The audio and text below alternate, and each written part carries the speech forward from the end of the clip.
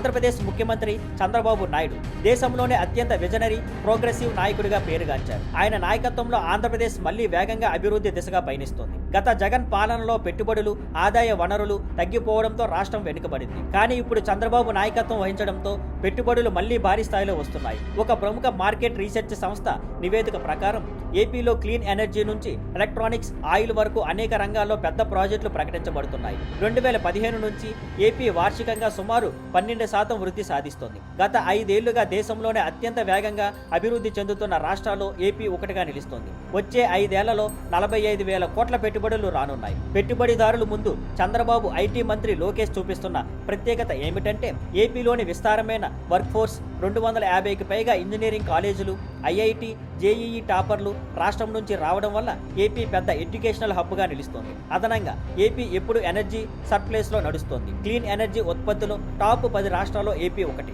Chandrababu speed of doing business పై దృష్టి పెట్టడంతో కంపెనీలు పెట్టుబడులకు క్యూ కడుతున్నాయి. లోకేష్ కూడా ఏ కంపెనీ ఏపీలో పెట్టుబడి పెడితే ప్రభుత్వ సహకారం అన్ని స్థాయిల్లో ఉంటుందని స్పష్టంగా తెలిపారు. విస్తారమైన తీర ప్రాంతం, బాగా అమలు చేసిన రహదారి ప్రాజెక్టుల వల్ల రవాణాకు కూడా సులభంగా జరుగుతుంది. ఇది మరో ఆకర్షణీయమైన అంశం. దీంతో ఎనర్జీ, ఆటోమోటివ్, ఐటీ, ఇన్ఫ్రాస్ట్రక్చర్ రంగాల్లో అనేక కంపెనీలు ఏపీలో పెట్టుబడులకు ఆసక్తి చూపుతున్నాయి. ఇదంతా ఒక విజనరీ నాయకుడు అయిన చంద్రబాబు వల్లే సాధ్యమవుతుంది. ఆయన తరచూ దావోస్ సమ్మిట్లకు వెళ్లడం, Google, Microsoft, TCS, Infosys top ఎగ్జిక్యూటివ్లతో మీటింగ్స్ పెట్టడం, ఇవన్నీ కలిపి ఇప్పుడు ఏపీలో ఫలితాలు ఇస్తున్నాయి. Thank you for watching.